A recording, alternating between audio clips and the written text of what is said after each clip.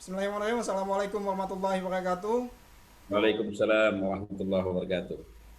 Senang sekali saya pada malam ini kedatangan tamu yang sangat spesial.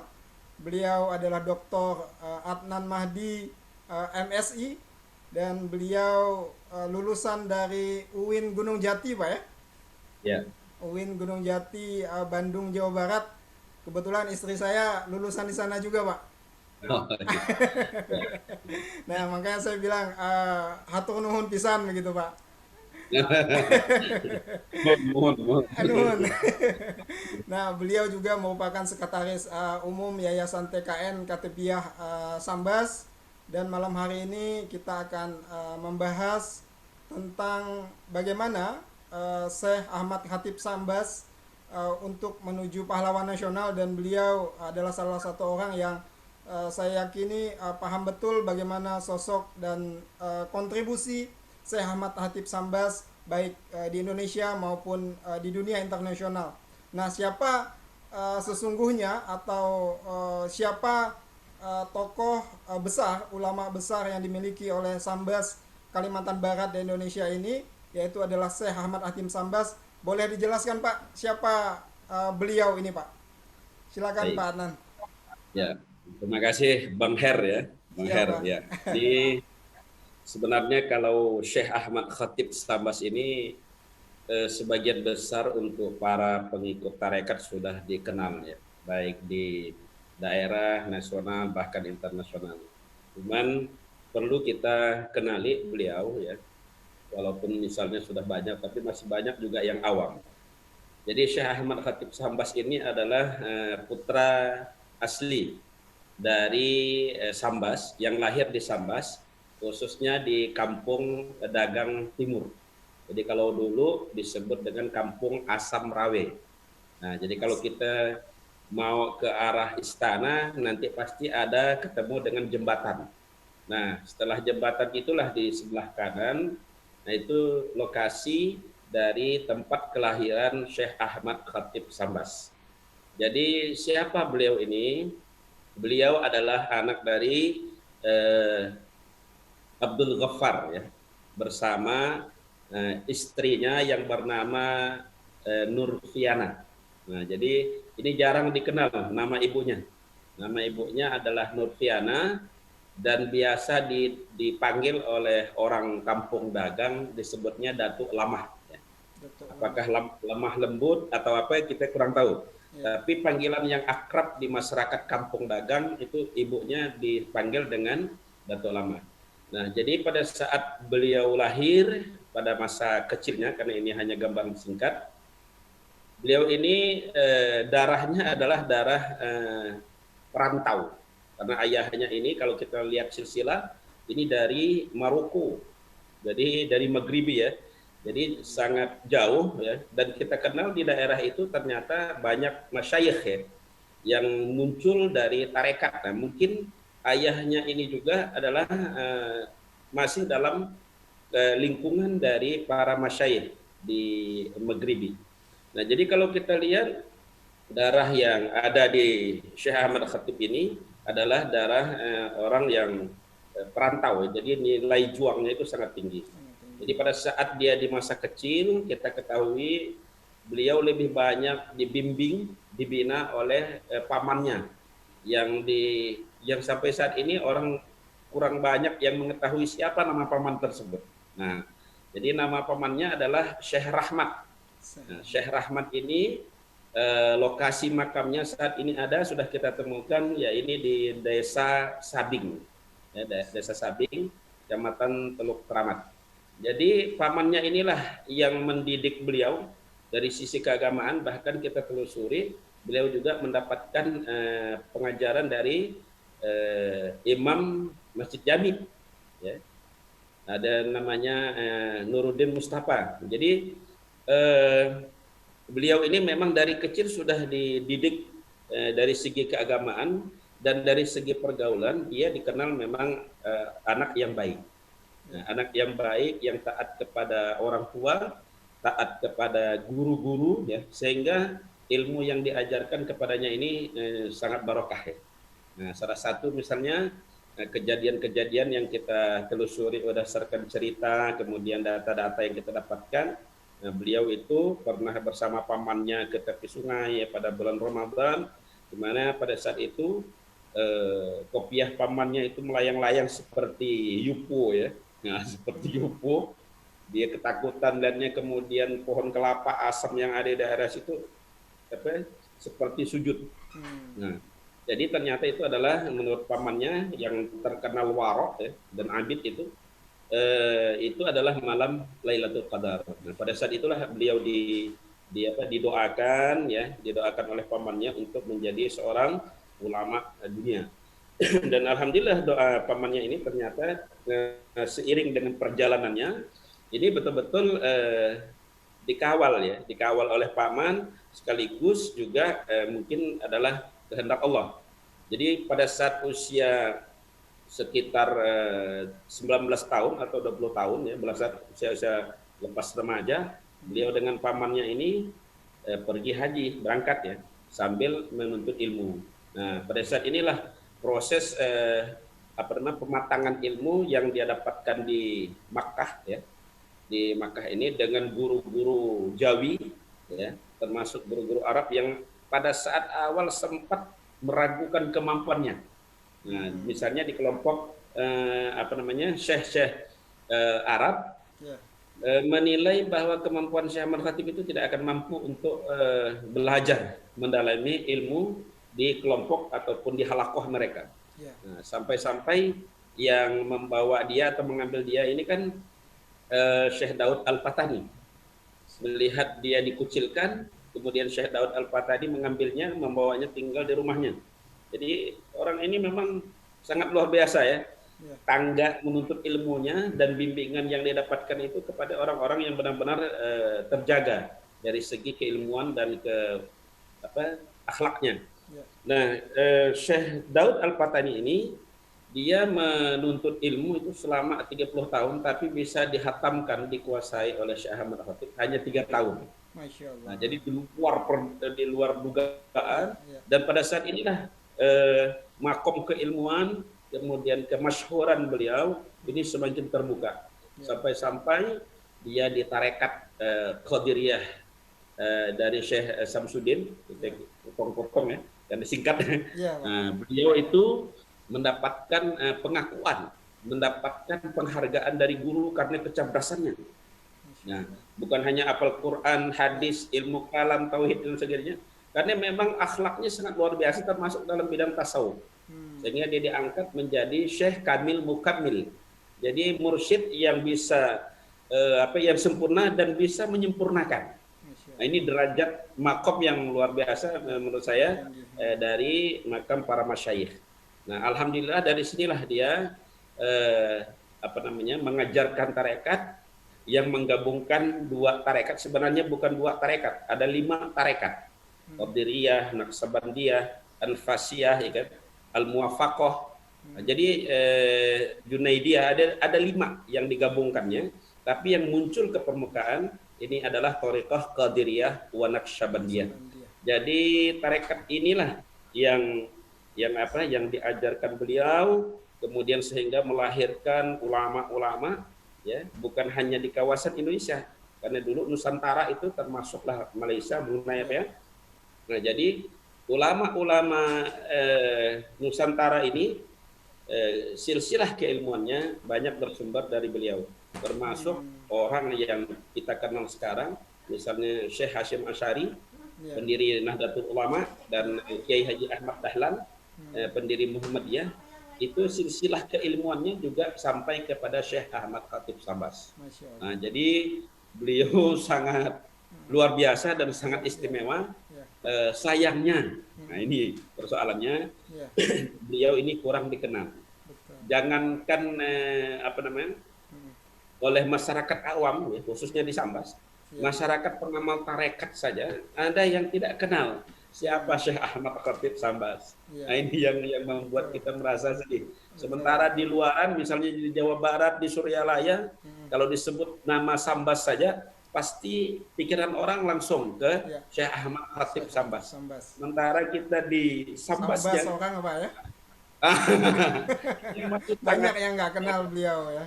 kadang kita merasa sedih ya, Hmm, sedih gitu. hmm, Orang sebesar itu jasanya sangat luar iya, biasa, iya, tapi ya itulah keadaannya. iya. Mudah-mudahan apa yang kita lakukan malam ini dapat Ya, menambah popularitas keterkenalan beliau di lingkungan masyarakat. ya, Tidak hanya dikenal saya rasa, tapi bagaimana keteladanan beliau, Pak ya, kepada ya, masyarakat itu yang penting saya kira. Nah, Pak, tadi Bapak sudah menjelaskan siapa sosok beliau walaupun secara singkat.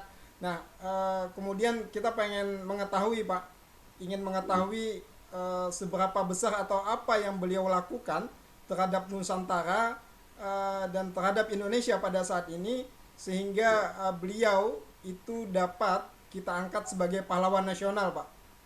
oke. Jadi saya cerita di saat dia di Sambas dulu ya, Ya. pada masa mudanya. Jadi beliau ini sebenarnya dengan penjajah sudah bersentuhan. Oh. Sejak berada di Sambas, Hmm. itu ada penjajah Inggris. Ya. Jadi pada usia kecil sampai muda, Sambas ini sudah berkontak ya Ya. dengan penjajahan. Ya. Nah, kemudian pada saat remaja dia meninggalkan Sambas ini kan ada semacam apa ya, nasionalisme yang muncul. Cuman karena kemampuannya belum ada, Ya. dia berangkat ke Makkah. Hmm. Nah, kemudian kalau kita ketahui bahwa beliau pernah kembali ke Sambas setelah dia masyhur di Makkah. Nah, Oke. cuman sayangnya pada saat ditawarkan oleh Sultan apakah dia mau di Sambas atau dia akan kembali ke Makkah, dia memilih kembali ke Makkah. Kenapa? Karena pada saat itu Sambas juga masih dikuasai oleh penjajah. Oh. Nah, jadi kalau kita lihat bukan ada pendudukan penjajah ya, bukan dikuasai. Ya. Nah, jadi pada saat kalau kita lihat dari sejarah dia di Sambas saja sebenarnya ini juga akan menjadi Ya. inspirasi dari beliau bagaimana menanamkan semangat nasionalisme ya terhadap murid-muridnya khususnya yang dari Sambas, dari Indonesia, dari Nusantara. Nah, jadi kalau kita lihat sebenarnya kontribusi yang dilakukan oleh Syekh Ahmad Khatib Sambas sehingga bisa kita dorong untuk diusulkan sebagai pahlawan Nasional. nasional ya. Jadi kalau secara langsung kontak beliau memang tidak langsung. Ya. Ya. Ya, tapi pada saat hanya dia merasakan bagaimana penderitaan masa penjajahan. Ya. Kita tidak dapatkan informasi di Sambas apakah dia terlibat juga dengan perjuangan ya, Ya. perjuangan. Tapi yang jelas Syekh Ahmad Khatib Sambas inilah yang menjadi inspirator utama pergerakan untuk melawan penjajah di Nusantara. Salah satunya misalnya melalui murid dari Syekh Abdul Karim Al-Bantani yang dikenal dengan Guru Bangkol ya. Ya. Perlawanan para petani untuk melawan penjajah. Kita lihat juga misalnya murid-murid atau perjuangan dari Syekh Nawawi Al-Bantani, muridnya juga. Ya. Jadi saya melihat bahwa kalau dia secara langsung kontak langsung berhadapan dengan penjajah memang tidak. Ya. Tapi kalau dia menjadi inspirator bagaimana menggerakkan agar perlawanan ini dilakukan dengan maksimal, itu sangat jelas. Ya. Kenapa? Karena di dalam tarekat, di dalam thariqah itu, apa yang ingin dilakukan oleh seorang murid itu harus mendapatkan persetujuan dari gurunya, dari mursyidnya, supaya keberkahan, keberanian, merasa terjaga itu betul-betul dirasakan. Nah, makanya kata saya, kalau beliau ini menjadi inspirator, karena kalau kita melihat pencalonan pahlawan nasional ini kan bisa juga dari inspirasi yang dilakukan oleh beliau, dan itu sangat nyata sebenarnya. Sangat nyata, terutama dari gerakan-gerakan yang dilakukan oleh murid-muridnya, ya. Bukan hanya yang disebutkan seperti tadi Syekh Abdul Karim Al-Bantani lewat guru bangkolnya, Nawawi Al-Bantani, masih banyak lagi, termasuk muridnya yang ada di Sambas, yakni Syekh Nurdin. Nah, jadi Syekh Nurdin ini tinggalnya di Tekarang. Kalau kita kenal sekarang kan Keramat Tekarang. Beliau itu adalah penasehat Sultan. Nah, kesulitan-kesulitan yang dialami oleh Sultan Ya. selalu berpedoman kepada Syekh Nurdin.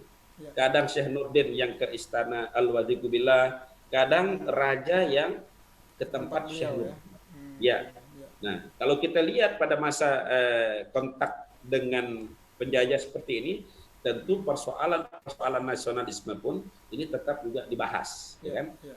Cuman kita ini kan fakta-fakta atau data yang kita dapatkan karena Sambas ini apa namanya, sistem keilmuannya, metode keilmuannya itu adalah bertutur. Ya. Bahasa kita bercerita, Ya. bukan Lisan menulis ya, Pak ya. ya. Budaya Ya, lisan ya. ya, jadi sehingga bukti-bukti fakta-fakta itu agak sulit kita dapatkan. Oke. Nah, jadi kalau kita mau melihat bagaimana nasionalisme dan perjuangan yang dilakukan oleh Syekh Ahmad Khatib ya, melalui inspirasi dan murid-muridnya, Ya. saya pikir memang perlu kita dorong ya. Ya. Kita dorong untuk menjadi pahlawan nasional. Ya. Amin. Oke, Pak. Ini tadi penjelasannya cukup menarik ya, bahwa beliau itu berada di Mekah atau di Arab Saudi pada masa itu. Namun kita tahu bahwa banyak nasionalisme terutama di Indonesia itu dan di Asia Tenggara pada umumnya, termasuk Malaysia dan Brunei, saya kira nasionalisme itu tumbuh karena adanya ulama-ulama yang berada di Mekah, Pak ya. Ya. Nah, Mekah ini pada saat itu menjadi, kalau boleh saya katakan, meeting point dari berbagai peradaban dunia, dan kemudian orang pergi haji atau umroh pada waktu itu menceritakan bagaimana kondisi di Indonesia. Kemudian ulama-ulama di sanalah yang dalam tanda kutip membakar semangat perjuangan, kira-kira begitu, Pak ya. Sangat mungkin itu terjadi karena ya. memang beliau itu menjadi rujukan dari jamaah haji asal Nusantara. Masya Allah. Jadi kalau datang ke Makkah, ya. selalu yang ditemui adalah Syekh Ahmad Khatib. Jadi sangat mungkin persoalan di Nusantara terkait dengan penjajah ini sampai kepada beliau. Dan di dalam tanbihnya, di dalam pesan-pesan beliau itu memang ada, salah satunya adalah cinta terhadap tanah air. Nah, ada dari Syekh Ahmad Khatib ini gitu. Dan saya nilai juga, lihat juga bukunya yang pengantarnya adalah Ketum PBNU Pak ya, Agil Sirat yang warna hijau itu bukunya juga banyak ditulis bahwa beliau punya kontribusi besar terhadap nasionalisme Nusantara atau Indonesia pada saat itu. Nah Pak, ini kan kita dalam temanya adalah Road to Syekh Ahmad Khatib Sambas menuju pahlawan nasional.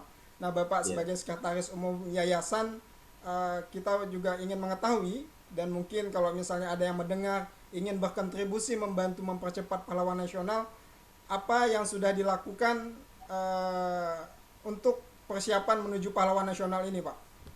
Ya. Jadi sebenarnya kita sudah melakukan pada tahun 2020 melalui Pemuda Pancamarga. Ini yang mengusulkan Kalimantan Barat, kemudian di backup oleh pemerintah daerah Kabupaten Sambas. Nah, jadi pada saat itu sebagai ujung tombaknya adalah Dinas Pendidikan. Kemudian di dalamnya kita mengenal namanya Pak Edi, Sekretaris Dinsos BMD, kemudian Dr. Muryadi di Bapeda, dan beberapa teman lain termasuk pejabat-pejabat di lingkungan Kabupaten Sambas, itu sangat support, sangat antusias mengusulkan Syekh Ahmad Khatib Sambas ini menjadi pahlawan nasional, karena muridnya diantaranya Syekh Hasyim Asy'ari itu sudah menjadi pahlawan nasional di bidang keagamaan. Nah, ini gurunya malah belum, Pak ya? Belum. Nah, kemudian keseriusan pemerintah daerah saya rasa sudah sangat lumayan ya. Artinya misalnya asrama haji di Sambas ini sudah diberi nama dengan Syekh Ahmad Khatib Sambas. Nah, kemudian akan disusun rencana untuk penamaan jalan, akses jalan ya. Nah, karena itu kan syarat-syarat yang harus dilakukan. Nah, kemudian selain itu kita sudah mengadakan seminar, seminar yang dipayungi oleh pemerintah daerah Kabupaten Sambas. Nah, kemudian dibantu oleh organisasi-organisasi lain. Nah, misalnya dari RRI Sambas juga sudah melakukan seperti ini gitu ya. Ya, ya, Kemudian dari organisasi seperti NU ya, ya. pernah juga Ansor, bahkan kita di Pergunu pun pernah untuk Hmm, melakukan itu. ya, Bagaimana kita memunculkan atau menunjukkan ya, ya, hal-hal apa saja yang dimiliki oleh Syekh Ahmad Khatib ini ya, yang bisa mendorong untuk percepatan menjadi pahlawan nasional. Kemudian ternyata 10 November kemarin hmm, kita belum dianulir ya. ya, ya, Masih ada PR, beberapa PR yang saya ya, lihat dari hmm, catatan-catatan hmm, hasil usulan.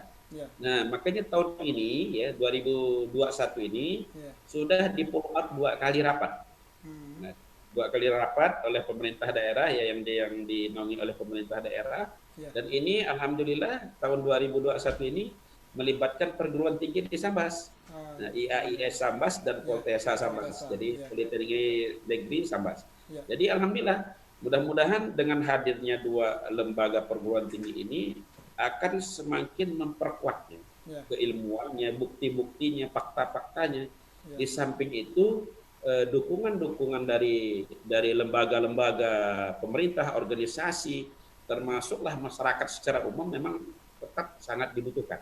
ya, Nah, jadi ini nanti PR berikutnya adalah kita akan menunjukkan bukti-bukti ya, bukti-bukti fisik yang terkait dengan karya Syekh Ahmad Khatib, termasuklah juga mungkin terkait dengan perjuangan-perjuangannya, kemudian kontribusinya, ya, termasuk melengkapi administrasi. Nah, salah satunya adalah melakukan seminar internasional.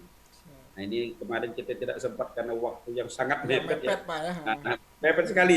ya, ya, Nah, mudah-mudahan tahun ini berhasil didorong oleh kawan-kawan di perguruan tinggi gitu. amin, insyaallah, Nah, insyaallah, kita yang dari yayasan ini sifatnya hanya memberikan informasi ya, hal-hal apa yang diperlukan. ya. Memang untuk mencapai sesuatu yang besar kalau bahasa Sambas ya harus bilale Pak ya, harus gotong Nah, royong. ini Harus bilale gitu, ini. harus iya, harus gotong. Jadi ulama, umaro dan ilmuwan itu sepertinya Ya, harus duduk bersama Pak ya untuk ya, memperkuat tadi bahasa Bapak dan mempercepat bagaimana tokoh Sambas Kalbar ini mencapai atau mendapatkan gelar pahlawan nasional. Nah Pak tadi Bapak ini. sudah menjelaskan bahwa kontribusi beliau dan tentu apa yang sudah dilakukan juga untuk mempercepat itu Bapak juga sudah jelaskan. Nah ini tentu ini kan pahlawan nasional Pak ya. Gaungnya Ya, juga harus menasional, tidak hanya ya, dikenal di Sambas saja tetapi di Indonesia juga kita mengharapkan beliau dikenal dan teladan ya. beliau juga menjadi teladan kita bersama. Nah, Ini. ini kan juga harus ada pendekatan-pendekatan yang lain Pak. Misalnya ada pendekatan politik begitu Pak ya. Karena Ya, ini kan kalau sudah di Kementerian Sosial begitu tentu harus ada dorongan-dorongan dari tokoh-tokoh Kalimantan Barat dan juga pejabat-pejabat di Kalimantan Barat misalnya dari gubernur, kemudian anggota DPR RI dan anggota DPD. Nah, sejauh ini komunikasi dengan beliau apakah sudah dilakukan? Kalaupun sudah, apa yang dihasilkan begitu, Pak? ya. Kalau 2020 kemarin sebenarnya kita sudah melakukan pendekatan-pendekatan, Ya, mediasi, kemudian minta dukungan ya. ya. Cuman kaplingannya beda-beda. Ah, oke. Jadi, Hmm, nah ini yang harus dipahami. Jadi kalau yang untuk kita di Kabupaten Sambas ini ya hmm, dewan-dewan kita alhamdulillah ya, ya, dukung. Yang tingkat provinsi ada orangnya, ya, yang tingkat pusat juga ada. ya, Nah, ya, komunikasi kita ke dinas sosial ya di provinsi juga dilakukan oleh Dinsos PMD Kabupaten Sambas. ya, Jadi sebenarnya sudah terkoneksi ya, ya, ya, sudah terkoneksi dan saya rasa dulu itu udah lumayan bagus ya. Tinggal dikuatkan lagi untuk ya, yang ini supaya hasilnya bisa lebih maksimal. maksimal. Nah, Ya, gitu. Jadi kalau kita lihat ikhtiar yang dilakukan di 2020 itu sudah sangat bagus. ya, Bahkan Pemda saya angkat jempol lah gitu ya. ya. Walaupun banyak polemik yang muncul, tapi tetap jalan gitu. Tetap jalan. Ya, ya, ya, Salut kawan-kawan yang ya, di ya, Pemda, ya. termasuk di Dinas Pendidikan ada Bang Siap, Heri siap. Adi ya, Ya. luar biasa. Hmm, hmm. Oke, artinya komunikasi atau pendekatan sudah dilakukan juga cukup maksimal, Ya, Pak ya. Dan ya. mudah-mudahan tahun 2021 mempercepat itu, dan tentu kita harapkan itu tadi ulama, umaro dan ilmuwan Nah, harus ya. berkumpul, Pak ya. Harus Belali. belale. Nah, Pak, ini mungkin pertanyaan menjelang terakhir dari Ya, podcast kita pada malam hari ini. Apa ya. harapan Bapak terhadap perjuangan Syekh Ahmad Khatib Sambas ini, dan juga apa pesan Bapak khususnya buat generasi-generasi muda, Pak, ya, terhadap tokoh atau keteladanan beliau, apa yang harus kita lakukan terutama seusia saya ini untuk juga menjadi tokoh lah sekelas beliau, mudah-mudahan, Pak. Silakan Pak Amin. Adnan. Amin amin ya rabbal alamin. Jadi, ya, saya mewakili Yayasan Thoriqah Qadiriyah wa Naqsabandiyah Khatibiyah Sambas, ya, mengharapkan bahwa perjuangan untuk menjadikan Syekh Ahmad Khatib Sambas ini sebagai pahlawan nasional memang sangat perlu untuk kita lanjutkan Ya, dengan memohon, ya, memohon sekali kepada seluruh lini masyarakat kita untuk mendukung. ya, Sebab apa? Kita belajar dari beberapa waktu yang lalu, termasuk tim peneliti Dr. Erwin dan Bang Rosadi, ya, ya. yang pernah meneliti ke Sambas. Ya. Orang Sambas, orang pengamal tarekat saja tidak kenal dengan Syekh Ahmad Khatib Sambas. Hmm. Ini kan sebuah Paradok ya, Pak ya. kesedihan yang luar biasa gitu ya, Ya, ya. keprihatinan kita. Hmm. Nah, memang beliau memang ada yang menyatakan tidak layak hanya untuk pahlawan nasional. Dia udah sekelas pahlawan internasional. Ya, Menurut saya memang benar. ya. Tapi dari nasional inilah kita kukuhkan dia Betul, betul. supaya bisa dihargai, bisa dikenal lebih luas, Ya, termasuk anak-anak didik kita. ya, Nah, kemudian kalau nanti ada lagi misalnya kriteria pahlawan internasional, kita masukkan lagi. ya, betul. Jadi gitu. Ya, ya, Jadi bertahap. Kemudian ada yang menyebutkan bahwa Syekh Ahmad Khatib ini adalah orangnya ikhlas. Benar. ya, Dia menamakan tarekatnya juga tidak menggunakan namanya. Betul. betul. Nah, justru beliau. Bagaimana kita menghargai beliau, mengharumkan nama beliau secara formal. Ya, Yang non formal udah makomnya. ya, Nah, tapi bagaimana ini, mudah-mudahan kita didukung, ya, semuanya bahu membahu, belalik, ya, ya, bekerja sama, ya, nah, supaya nanti bisa terkukuhkan Syekh Ahmad Khatib ini sebagai pahlawan nasional. Karena dampaknya itu sangat banyak. ya, Ya, dampaknya sangat banyak. Termasuklah misalnya pemeliharaan situs dan lain sebagainya. Kalau sekarang situsnya itu hancur, tidak terurus. Bahkan makam ibu dan ayahnya juga sekarang tidak terurus. Nah, ini yang kita sedihkan. Jadi kalau dengan sudah diformalkan di negara, insya Allah perhatiannya pasti ada. ya, Nah, ini yang orang kurang ketahui. ya, Makanya kita sangat berharap dukungan dari semuanya, ya, ya, untuk mendorong beliau ini agar menjadi pahlawan nasional dengan menunjukkan bukti-bukti yang kita punya. Ya. Kemudian terakhir, ya, pesan terhadap generasi muda. siap.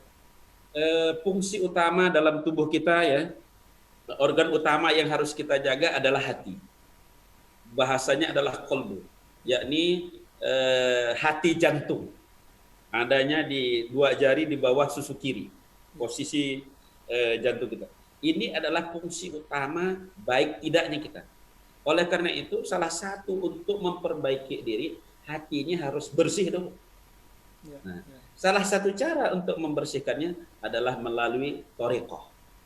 Banyak thoriqah mu'tabarah, tapi dari sekian banyak thoriqah mu'tabarah yang rutin, yang aktif 5 waktu untuk membersihkan hati, bahkan setiap saat, setiap napas, setiap detak jantung. Itu salah satunya adalah thoriqah Qadiriyah wa Naqsabandiyah Syekh Ahmad Khatib Sambas. Sambas. Nah, mudah-mudahan dengan bergabung, dengan mengenali beliau, bergabung dan ikut langsung mengamalkannya, kita bisa lebih baik. Karena tidak ada yang kita banggakan di hadapan Allah kecuali kebaikan dan amal ibadah kita. Amin. Makanya generasi muda, termasuk Bang Her, ya. Siap. Termasuk Bang Her, Siap, Pak. ya, usahakan untuk bisa mengamalkan ini, insya Allah Amin, amin. tidak akan merugi dan tidak akan menyesal. Amin. Bahkan kalau kita lihat di Fathul Arifin Syekh Ahmad Khatib itu, kalau tidak mengamalkan tarekat ini, kata dia, maka yakinlah dia akan merugi. Itu ada di dalam Fathul Arifin. Ya. Nah, saya pikir karena waktunya juga sudah lewat ya. Ya. Jadi, saya pikir demikian yang dapat saya sampaikan. Mohon maaf apabila ada hal-hal yang kurang ya. Mudah-mudahan bermanfaat. Terima kasih. Terima kasih Pak Adnan Mahdi. Ya. Beliau sudah menjelaskan panjang lebar, namun sayang waktu kita yang membatasi. Insya Allah kalau ada waktu kita sambung silaturahmi Pak Adnan ya. Ya, insya Allah. Ya, dan saya mohon izin nanti ini untuk pengetahuan juga bagi seluruh yang menonton bahwa Yayasan TKN Katabiah Sambas sedang membangun masjid Pak ya. Ya, Masjid Al-Khatibiyah Oh, Khatibiyah. sekaligus pondok pesantren Daruz Zakirin. Masya Jadi Allah. negerinya ahli zikir. Masya Allah. Iya. Amin, Jadi amin. mohon dukungan dan doanya. Amin, amin. Mohon izin nanti di deskripsi YouTube nanti saya masukkan nomor rekening pembangunan masjid Pak ya. Mudah-mudahan Silakan. ya. Siap. Mudah-mudahan ini membantu banyak pihak untuk mempercepat pembangunan, dan ini sebagai amal jariah kita untuk tentu tidak hanya dunia tetapi juga akhirat saya rasa. Ya. Dan sekali Dan lagi ini ya. Bang Bakar, Ya. nama masjid ini kan Al-Khatibiyah itu diambil dari kata khatib. Jadi itu memang masjidnya Syekh Ahmad Khatib. Masya Nah, makanya harus kita dukung. Sekarang kita sedang buat fondasi. Ya. Mudah-mudahan banyak dukungan. Insya Allah cepat kita jadikan. Amin. Haul ketiga 2021 ini mudah-mudahan sudah bisa dilaksanakan di pondok pesantren Daruz Zakirin di masjidnya Syekh Ahmad Khatib Sambas. Amin. Ya. Ini amin ya rabbal alamin. Ini di Kecamatan Tekarang Pak ya. Ya, Jembatan Tekarang nanti kalau jembatan Sungai Sambas Besar udah jadi, tidak jauh dari turunan jembatan itu. Oke. Nah, Baik. makanya kita minta nama jembatannya pun nama Syekh Nurdin. Jadi murid dari Syekh Ahmad Khatib Sambas. Nah, mudah-mudahan dikabulkan. Amin ya rabbal alamin.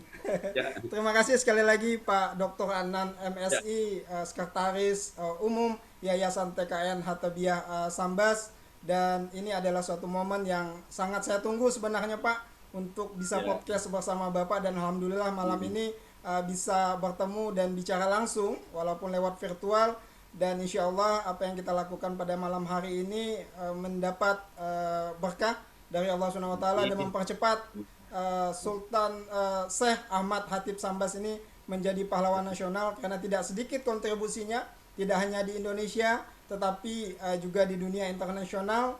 Dan kita tadi juga menyimak penjelasan dari Pak Adnan bahwa makam atau peninggalan beliau itu sangat memprihatinkan, dan mudah-mudahan ini menggugah kita bersama, terutama pemangku kepentingan, untuk bersama-sama menjadikan Syekh Ahmad Khatib Sambas ini sebagai pahlawan nasional. Saya kira itu Pak. Ya. Amin ya rabbal alamin. Terima kasih sekali lagi Pak Adnan. Salam Sama-sama. buat seluruh pengurus yayasan dan keluarga. Insya Allah saya sampaikan. Amin ya rabbal alamin. Terima kasih Pak. Assalamualaikum warahmatullahi wabarakatuh. Waalaikumsalam warahmatullahi wabarakatuh.